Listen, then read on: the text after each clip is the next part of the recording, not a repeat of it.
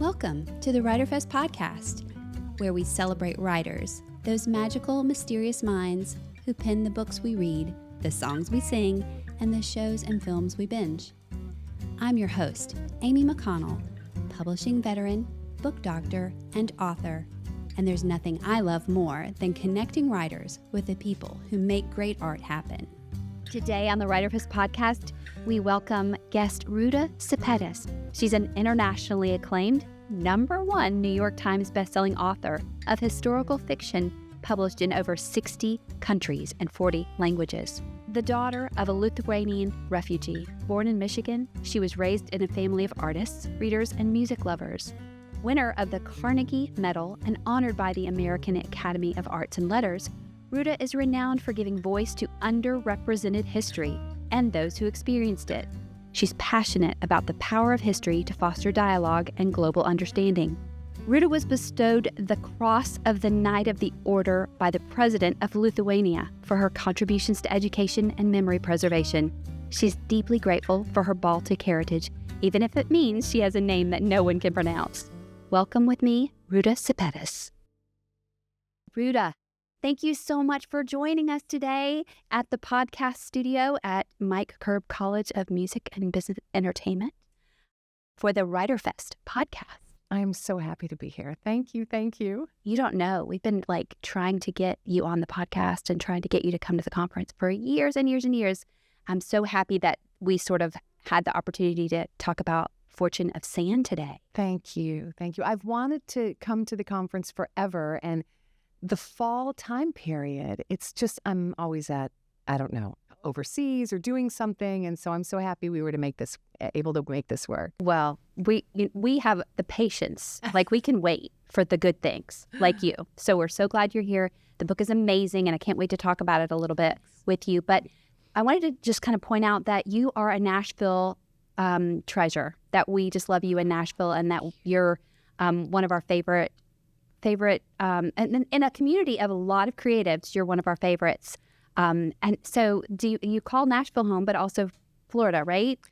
I do. And, I was born in Michigan and then spent 22 years working in the music business in Los Angeles. And I came to Nashville in 2002. So I've only been here about, 24 years now. But it's the longest that I've lived in any one place in my life. And so to me, this is home. And for you to say that I'm part of the community means so much, because you know so well, Nashville has an incredible creative community. And to feel part of that through the book community, the music community, it's fantastic. Yeah, you're emblematic of something that I find so special about this place, and that is the sort of how creatives are creatives regardless of what they're doing. And sometimes we have to change paths, we have to change the mediums that we express ourselves in. Can you talk a little bit about your transition from music to book? Yes, definitely, because in case there's anyone who's listening who might think, well, it's too late for me to start writing. No, it is not. I didn't publish my first book until my mid-40s, almost late 40s. And now look, all these years later. So it's never too late. And I have listened, I'm a fan of your podcast, and I listened to the episode with Troy Tomlinson, and how you were both talking about how books and music, that there are some similarities. And a song is a 3-minute story. And I found pretty quickly that the songwriters and recording artists that I was working with, when they put a piece of their own story and their own self in the song, those were the songs that became successful. Those were the songs that became anthems. So in Los Angeles and Nashville, I was asking people, what's your story? What's your story? And then one day, this Orange County rock band that I had managed for over 20 years said, Ruta, you've been asking everyone in Hollywood what their story is, and we want to know, what's your story? And no one had ever turned the tables on me, ever. And I wonder how you would respond if someone says, what's your story? And all of a sudden that spotlight goes on you. And the answer came so quickly. I said, my story, I'm Lithuanian. And there was this awkward pause. And he said, oh, girl, I'm so sorry. How long have you had that? And I said, no, Lithuania is not an illness. Lithuania is a country. And long story short, he said, look, with all due respect, you need to find a way to tell your own story, because not many of us understand what that means. We're telling stories through song, but how could you tell your own story? And do you know that? And he said it so loosely in passing backstage. It was not this profound moment for him. For him. For him. But when I think back on that, I had wanted to be a writer from the time I was 9 years old. I wrote The Adventures of Betsy in 3rd grade. It was an abysmal failure, epic failure. Oh, no, it was, parents highly objected to The Adventures of Betsy. And it became... Parents? Parents. My friend took the book home, and her mom called my mom and said, there is something seriously wrong with your daughter. And so that had stolen my courage. So I hadn't pursued writing for more than 20 years. My degrees, they're not in writing. People think, your degrees are in history or English. No, they're not. My degrees are in finance because I wanted to tell stories through the music business. But then when this artist encouraged me to tell my own story, I started playing with it, not thinking really that it would be the book, but it ended up being my debut novel. Amazing. What strikes me about that is that it was really a challenge. He was challenging you, right? Like you said it was sort of offhand, or it didn't mean as much to him, but it was a challenge. And sometimes challenges feel like maybe uncomfortable. You're taking the word right out of my mouth. I felt uncomfortable, almost defensive in a way. Yeah. That, what do you mean I need to find a way to tell my story? This is what I do. I work in the music business. I help other people tell their stories, songwriters, recording artists. And I know now that when I feel uncomfortable or defensive or, there's something there. Yes. There's something I there. recognize that, Ruta. Right? I feel the same way. I have to pay attention to my own feelings. Yes. Especially when it's discomfort, it will often unearth something that is positive. Like it feels uncomfortable, which is not a positive, but there's something positive underneath, a desire to express something. And if I don't pay attention to that, it's to my own, not demise, my own detriment. Thank yes. And part that inventory and personal interrogation, peeling back those layers once I started, was where I was living. I was living in Santa Monica, California. I had lived there for what seemed like, forever. And the music business, I was in LA. And then I realized, I don't know if this is where I need to be. So imagine all of a sudden then this crisis of soul and conscience and creativity. Wait, what does that mean? This is where I am, and I'm working in the music business, but now I'm feeling like maybe I should leave, or once something enters your consciousness, it's almost like your soul responds, and that path kind of opens to you. Mm-hmm. And I had admitted that to myself. I don't have a 3 a.m. call here, meaning that in Los Angeles, everyone is, sure, you have a lot of friends, but people live quite far away, like to drive on the 405, or it's, you're disconnected from one another. You're disconnected. And a UCLA student, fell asleep at the wheel and drove into my house at 3 a.m. Oh, my. And I was sitting there with the headlights shining through my living room, and I didn't have anyone to call. Oh, Ruta. And I thought, my brother had already moved to Nashville. My sister lived in San Francisco. My parents were in Michigan. And I realized then, wait, something is going on here. Mm-hmm. I have to make a change. And all of this came around the same time, as you probably know, that these kind of things percolate and start like that. And so that was really that was the origin of your move. Yeah. And so then you came to Nashville with the impetus to do music here. Completely. My brother was working as a music publisher and started working with Eric Church. And Eric then got a publishing deal and a record deal, and I moved to Nashville, and it was just this super exciting time. And I never really thought, oh, wow, I'm going to leave this business. But at the same time, I was working a little bit on going to conferences.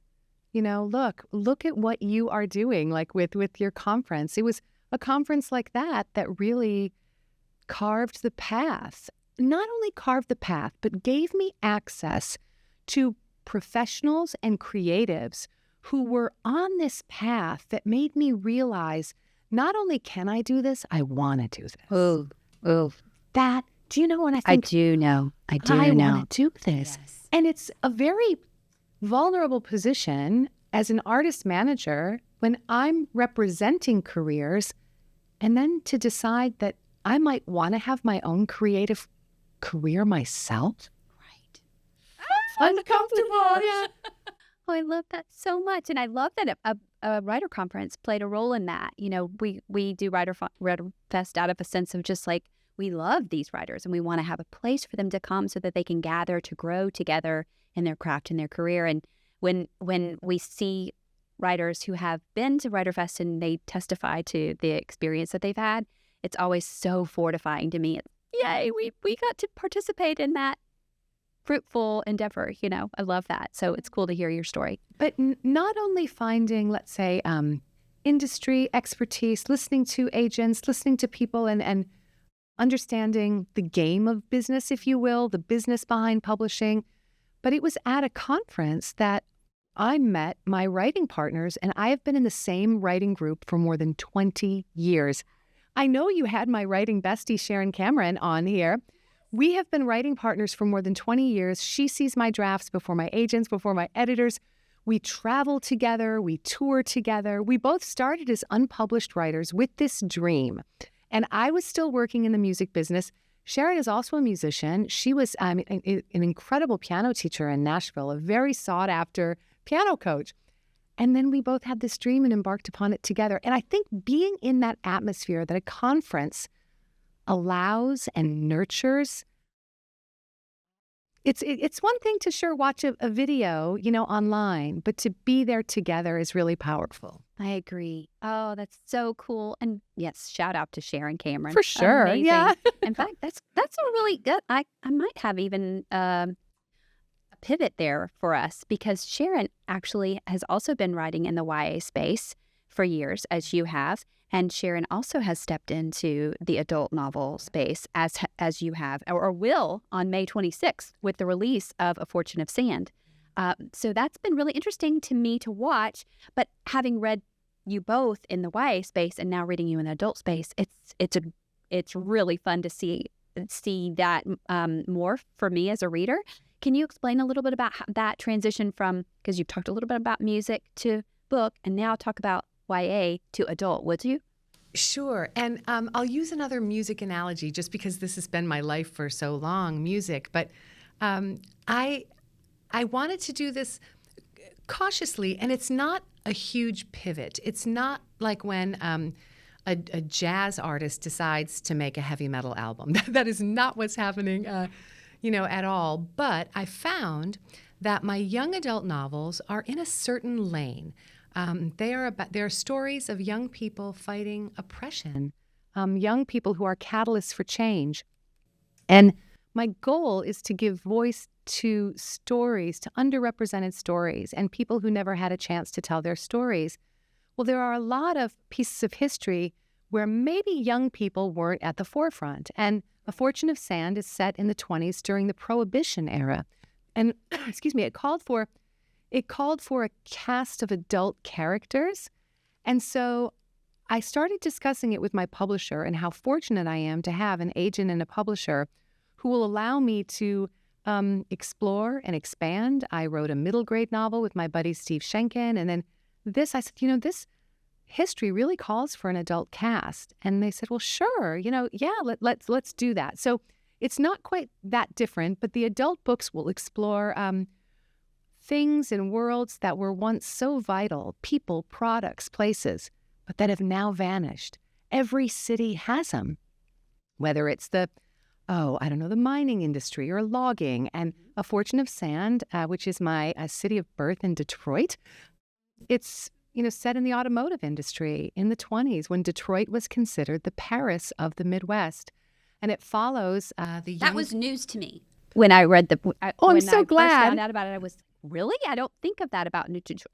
These days, in fact, I have some friends who've moved to Detroit because it's seeing a revitalization, and specifically with artists, right? Yes. A lot of artists are moving there to kind of restore the bohemian aspects of it, the revitalization of the downtown, the urban. So I thought, restoring something that actually was very fancy at one point. Oh. And then I love to be in created spaces, especially in a book, because I get to see it in my mind's eye and I get to co-create with you. I love to see luxurious settings, especially historical, because then they're not as cold and sort of electronic as contemporary luxury often is. And then when I found out the subject matter of this, I was like, that I want to spend time there, especially during Prohibition, because I'm always very intrigued by that notion of the forbidden, right? A little bit. So anyway, didn't mean to interrupt you. But No, but as an agent, as a writer yourself, you also understand the power of juxtaposition, right? This elasticity. In music, it's a major and minor chord. In painting, it's maybe different shades, or photography, different shades. And sun and shadow, Beauty and the Beast. It's an old trope, but here it actually existed because we had, and this was different than England, mind you, the golden age, or gilded age. In Detroit, you had this, pardon the pun, manufactured kind of atmosphere where people were bringing architects over from Europe to build these incredible mansions. But beneath it all, beneath the fortune, was facade. And this tension between freedom and fear, the perceived freedom of the 20s, and fear of the reality that the architecture beneath this was so fragile that literally it was like sand that could slip through your fingers. And so, yes, I absolutely loved that. And so, when I'm reading reviews, someone said recently, it's like A Fortune of Sand is like Downton Abbey in Detroit, but with a family of talented Mr. Ripleys. And it's true.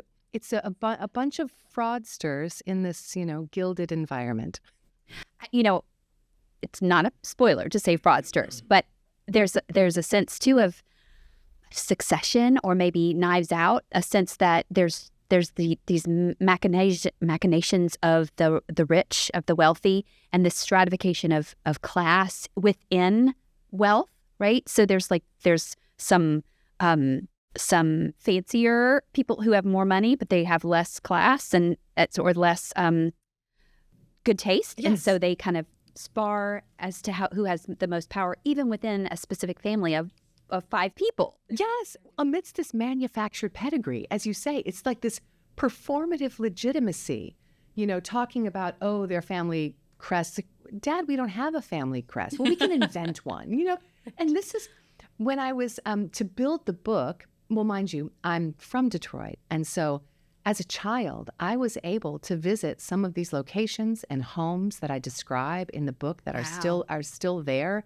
When I was 9 years old, I was invited to, my parents were invited to a party at this storied 1920s mansion. It was for the fashion writer for the Detroit News. And we went, and it turned my world upside down, because I didn't realize that homes in Michigan where I lived had hidden tunnels and hidden speakeasies, underground tunnels and speakeasies. And that lit a spark that, as a writer, it stayed in the attic of my mind, Amy, forever. And so it was kind of living with me, but then to research it, and this is what I do for all my books. If I'm researching a time period, when I get up in the morning and I have my coffee, so for any of the researchers out there, I read the newspaper from that day, but whatever year I'm researching. Oh, wonderful. So July 1927, or today, May 22nd, whatever the date is, I will read.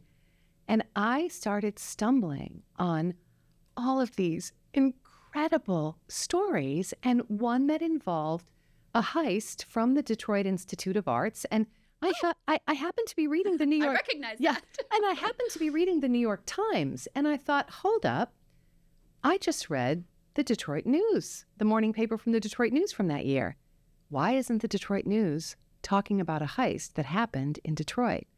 And I went back and forth. The regional papers were talking about it. They had buried it in the city. And of course, as a writer, I wanted to pull that thread and unravel that historical quilt, Oh, wow. What a terrific origin story for your search, for the research here. That's really cool. Well, the book is about so much more than the family and the setting and the and its connection to you.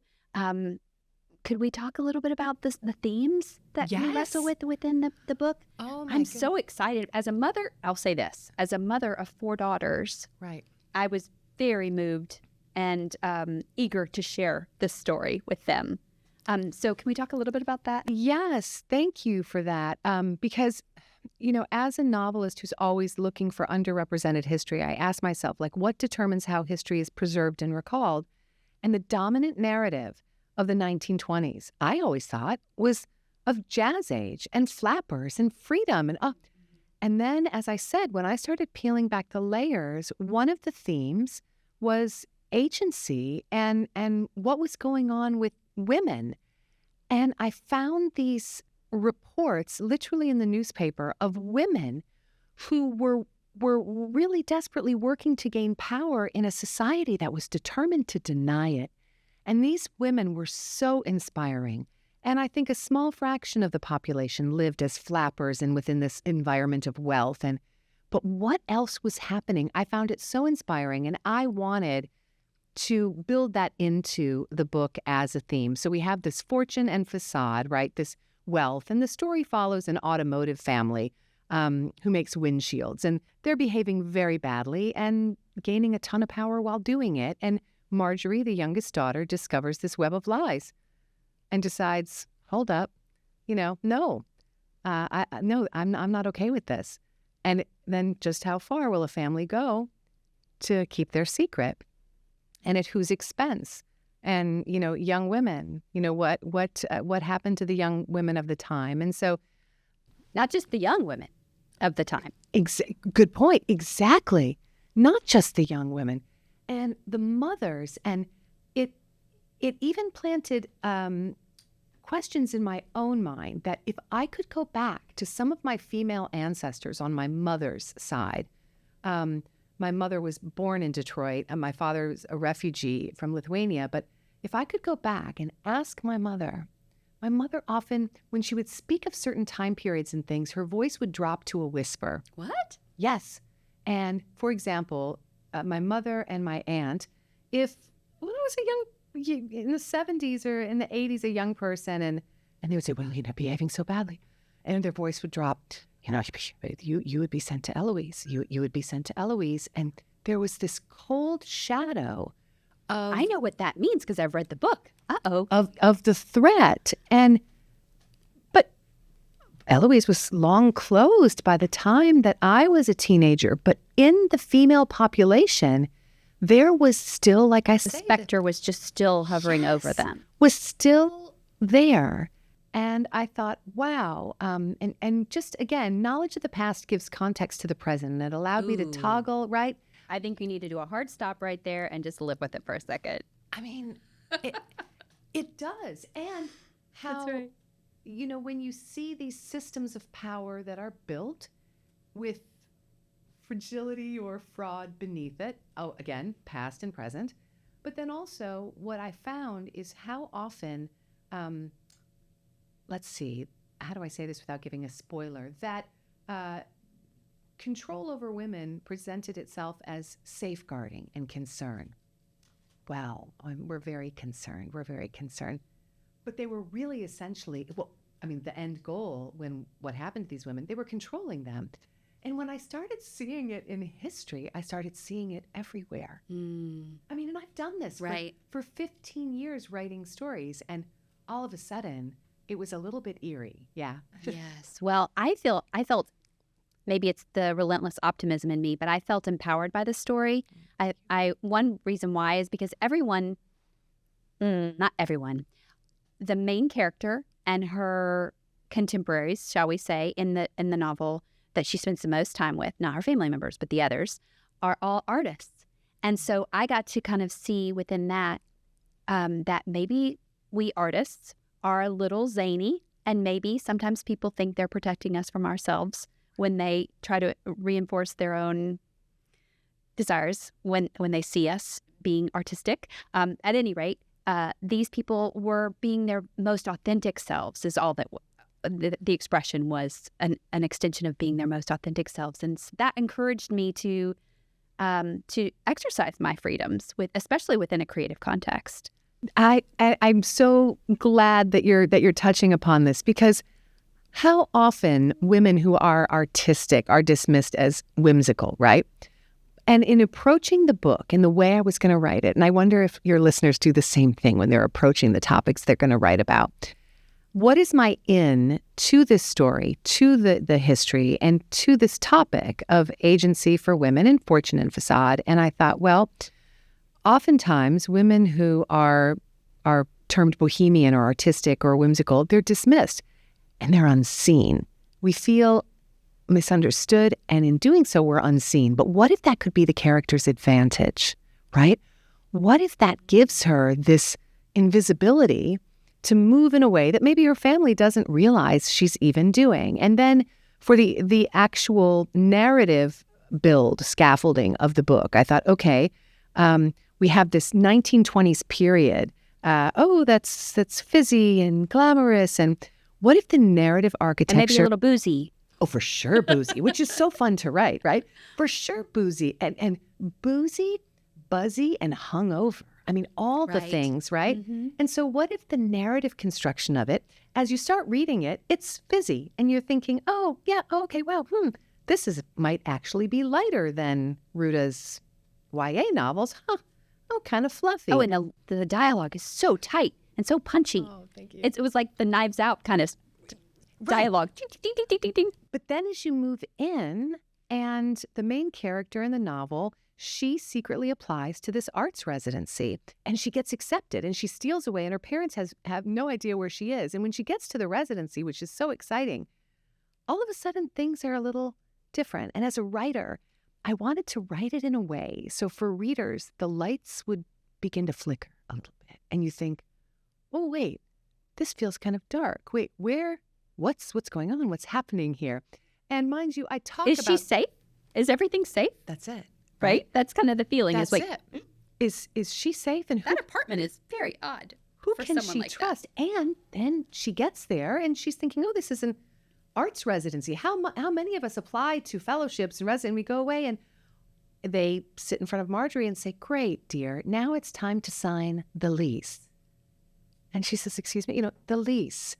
And she has to sign this ironclad agreement that is, so things begin to shift. And all of this, I know it sounds ridiculous, but all of this came from that research, I built this book from bricks of things that actually happened, which was equally haunting. That what I'm describing actually happened to... It is equally haunting? Yeah. Well, boy, it's still resonant. And also you can, when you wake up from the dream of being in the novel, you come to a chapter close and you say, okay, I'm going to close it for right now and I'll come back to tomorrow or tonight or whatever. And you think, wait, I'm looking around and I'm also seeing that there's a lease that I have signed that I didn't read the fine print on. If you know. Absolutely. I lived in the novel when I wasn't even in the novel, is what I want you to hear from me. All right, Ruta, I could talk about this novel for days with you. I love it so much, but we have to come to the part of our show where we talk about what we're excited about in the arts right now, specifically book, song, and film. And this is an opportunity for you to lift up those that you love, whatever you're reading, listening to, or watching that you think that our listeners will be inspired and empowered by. Oh, thank you for that. And I have been reading Galleys, and I read Whistler by Ann Patchett, which That's not fair. Comes. I feel so fortunate, and it's not fair for the rest of us that you're reading it already. Comes out in a couple weeks, and as a fan of her writing, she writes human relationships so well. Her books for writers are a masterclass because they are relaxed and easy, but they're so profound. And I love her. She is a champion for writers in our creative community. But I love the book. There's a tenderness to it, and I think it's my favorite. Wow, really? Yeah. Of anything she's written so far? I think it's even Bel Canto. Yes. All right. Yes. I'll give you the benefit of the doubt. It could be my vintage.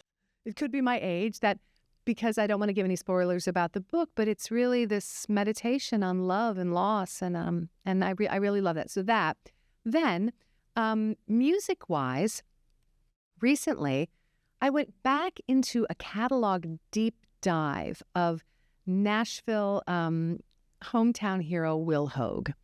And let's go. If listeners do Sarah Weigel over there in the corner is just nodding. If listeners do not know Will Hoge, again, I am saying what determines how history is preserved and recalled, and I'm saying we know about this part of history, but we don't know this, and this applies to music. And I will go so far, and this is a very bold statement to say this, but why do we know of Bruce Springsteen, but we don't know of Nashville's own Will Hoge? And mind you, Nashville knows of Will Hoge. He's a legend. But recently I went back to the catalog, and it is, I wonder if any writers listening feel like this, that music is such an inspiration for us as writers. I know it doesn't make sense, but no, of course it makes sense. Dialogue, pacing. When I was writing A Fortune of Sand that's set in the 20s, I listened to ragtime for that 2/4 syncopated rhythm, which you mentioned in the dialogue, and I wrote the dialogue in 2/4. So that's gorgeous. When I was listening, what a helpful tip for us as writers. But there's also the harp. You've got the harp and the piano. There's several.